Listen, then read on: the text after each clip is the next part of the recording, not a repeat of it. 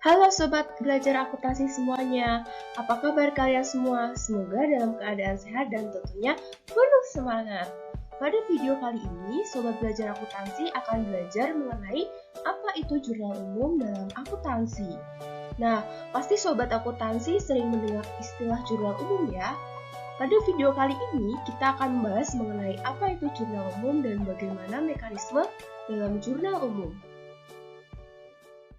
Sebelum kita mengetahui lebih lanjut mengenai jurnal umum, mula-mula kita perlu mengetahui apa sih itu jurnal umum. Jurnal umum merupakan suatu buku harian tempat mencatat semua transaksi-transaksi yang terjadi dalam perusahaan secara sistematis dan kronologis. Atau jurnal umum dapat diartikan sebagai sebuah jurnal yang dipergunakan untuk tempat melakukan pencatatan bagi segala jenis bukti transaksi keuangan pada sebuah perusahaan dalam periode tertentu. Bukti transaksi yang dimaksud yaitu berupa nota atau kwitansi dan sebagainya. Lalu, apa ya itu fungsi jurnal umum atau kenapa kita perlu membuatnya? Jadi untuk fungsi yang pertama yaitu fungsi mencatat, di mana jurnal digunakan untuk mencatat setiap transaksi yang terjadi dalam sebuah perusahaan. Setiap adanya perubahan kekayaan modal, beban, atau biaya dan pendapatan harus terlebih dahulu dicatat ke dalam jurnal umum. Tujuannya adalah agar pembuatan laporan keuangan perusahaan dapat dilakukan secara lengkap. Untuk fungsi yang kedua yaitu fungsi historis, di mana pencatatan setiap transaksi dilakukan berdasarkan tanggal terjadinya transaksi, atau misalnya kita urutkan dari tanggal 1 sampai 2 dan seterusnya. Kemudian, untuk fungsi yang ketiga yaitu fungsi informasi. Jurnal memberikan informasi tentang peristiwa ekonomi yang terjadi dalam perusahaan. Untuk fungsi yang keempat yaitu fungsi analisis, di mana pencatatan dalam jurnal merupakan hasil dari analisis transaksi berupa pendebitan dan pengkreditan akun yang terpengaruh.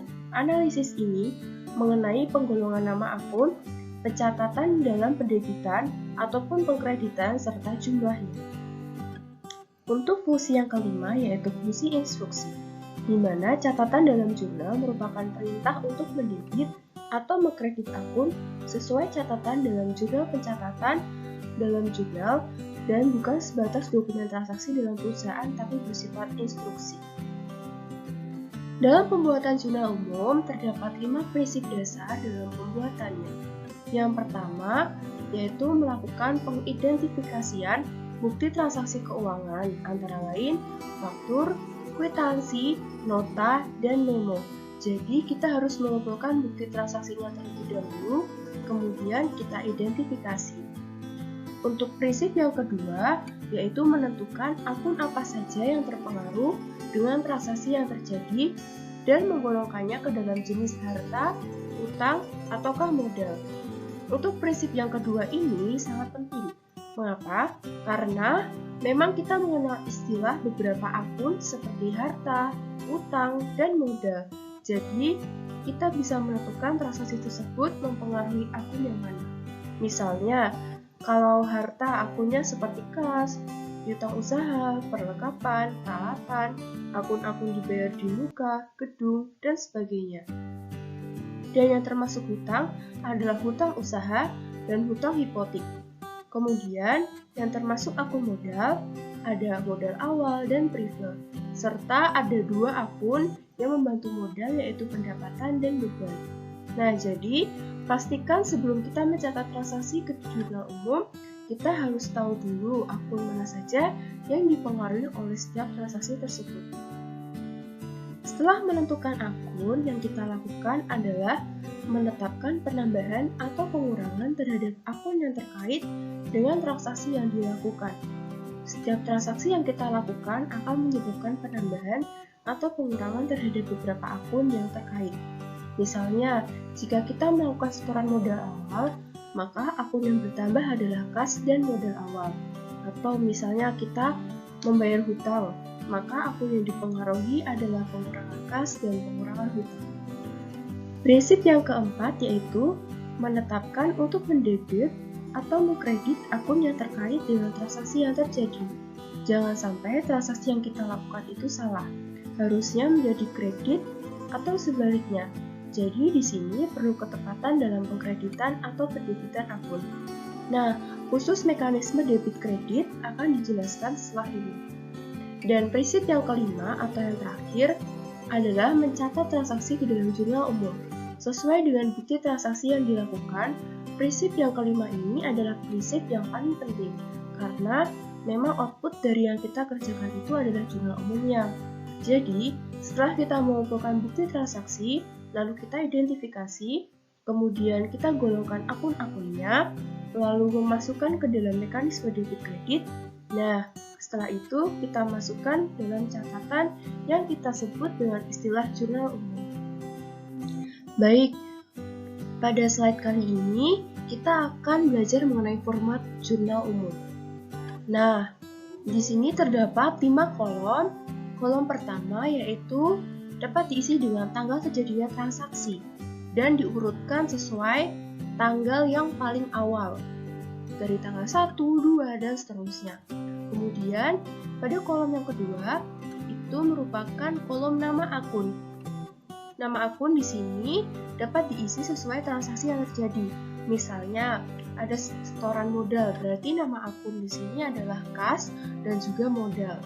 Dan untuk referensi, ini diisi jika kalian telah membuat buku besar. Berarti jika kalian membuat jurnal umum, kolom referensi ini dikosongkan terlebih dahulu. Untuk kolom debit dan kredit, ini diisi sesuai dengan transaksi yang terjadi pula. Apabila kalian sudah paham mengenai tahapannya, sekarang kita masuk pada bagian cara membuat pencatatan atau mekanisme debit kredit. Sebelum kita membahas mengenai mekanisme debit dan kredit, mula-mula kita perlu mengetahui apa itu debit dan apa itu kredit. Debit merupakan istilah akuntansi yang menunjukkan pencatatan pada kiri suatu akun. Kemudian kredit merupakan istilah akuntansi yang menunjukkan pencatatan pada kanan suatu akun. Jadi antara debit dan kredit jangan tertukar ya teman-teman posisi penempatannya. Nah, langsung saja.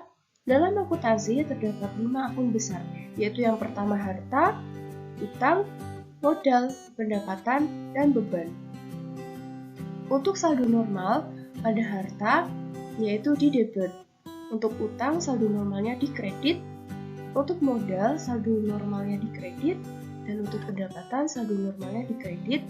Beban, saldo normalnya di debit.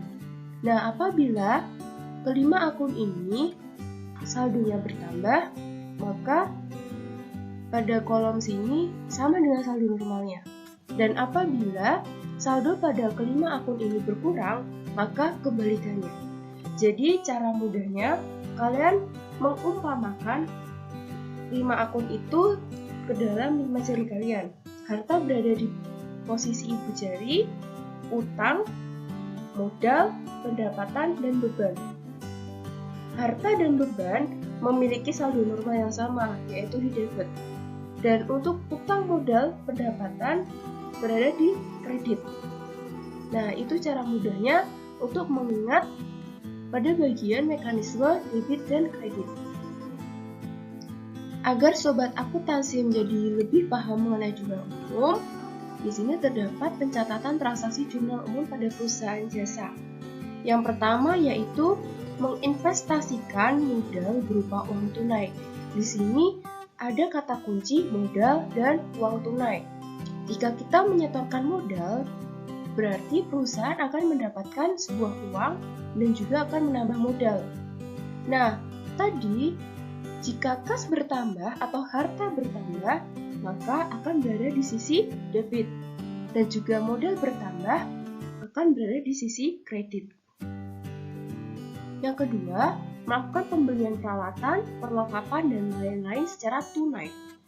Kita membeli secara tunai, hal itu berarti kita mengeluarkan uang untuk mendapatkan peralatan, perlengkapan, atau lainnya.